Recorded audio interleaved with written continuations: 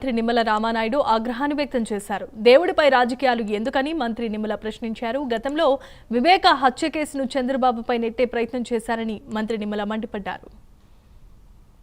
Last year ఆయన ముఖ్యమంత్రిగా ఉన్నప్పుడు ఏదైనా పండుగ వస్తే మనందరం కూడా గుడి దగ్గరికి వెళ్తాం. పండుగ వస్తే సతీ సమేతంగా గుడి దగ్గరికి వెళ్ళి పూజ చేసి దేవుడిని మనం ఆ రోజు దండం పెట్టుకుని ఆ దేవుడి దగ్గరికి గుడి దగ్గరికి వెళ్తాం అనేది మనకు ఒక సాంప్రదాయం.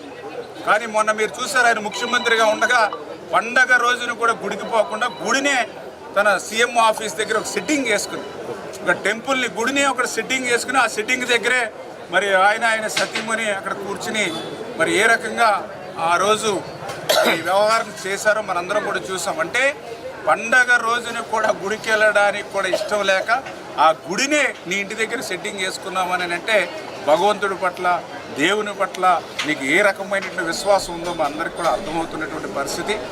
ఇంకా